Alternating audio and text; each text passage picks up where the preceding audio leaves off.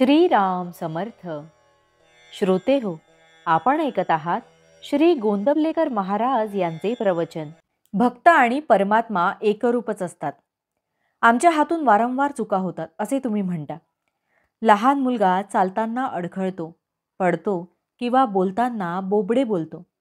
त्याचे आईबापांना कौतुकच वाटते.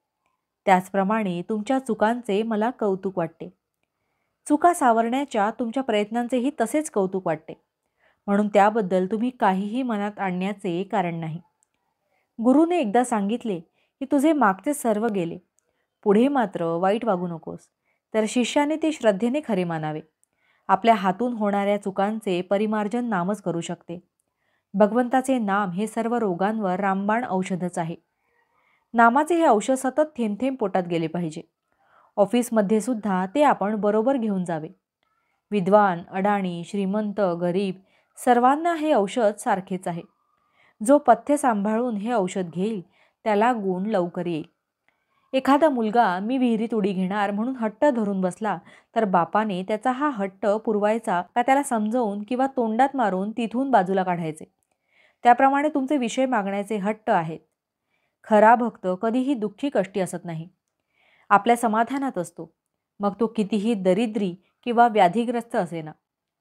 अमुक एक हवे ते मिळाले नाही म्हणजे सामान्य माणसाला दुःख होते. भक्ताला कसलीही आस नसते, त्यामुळे त्याला दुःख नसते. तो आणि परमात्मा एकरूपच असतात. परमात्म्याची इच्छा हीच त्याची इच्छा असते. सगुणाची भक्ती करता करता त्याला मीचा विसर पडत जातो. मी नसून तूच आहेस ही भावना दृढ होत जाते. शेवटी मी नाहीसा झाला की राम, कृष्ण वगैरेही नाहीसे होतात आणि परमात्मा तेवढा शिल्लक उरतो. आजारामधून उठलेल्या अशक्त माणसाने जसे काठीच्या आधाराने चालावे, त्याप्रमाणे प्रापंचिकाने सगुण भक्तीने तरून जावे. देहबुद्धी असणाऱ्या माणसाला सगुणा वाचून भक्तीच करता येणार नाही. भगवंताला आपण सांगावे की भगवंता तुझी कृपा मजवर असू दे, आणि कृपा म्हणजे तुझे स्मरण मला अखंड राहू दे. यातूनच त्याची भक्ती उत्पन्न होईल. भगवंता वाचून कशातही समाधान नाही. त्याच्याशिवाय जगण्यात आनंद नाही. जो भगवंताचा झाला म्हणजे त्याच्या नामात राहिला त्याला जगण्याचा कंटाळा येणार नाही. भावार्थ, परमात्म्याला प्रपंचरूप बनवण्याऐवजी आपण प्रपंचाला परमात्मरूप बनवावे. जानकी जीवन स्मरण जय जय राम. महारुद्र हनुमान की जय. समर्थ रामदास स्वामी महाराज की जय. सब संतन की जय.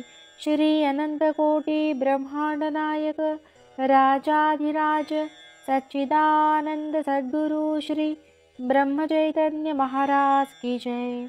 जय जय रघुवीर समर्थ. आता आपण 13 वेळा नामस्मरण करूया. श्रीराम जय राम जय जय राम. श्रीराम जय राम जय जय राम. श्रीराम जय राम जय जय राम. श्रीराम जय राम जय जय राम. श्रीराम जय राम जय जय राम. श्रीराम जय राम जय जय राम. श्रीराम जय राम जय जय राम.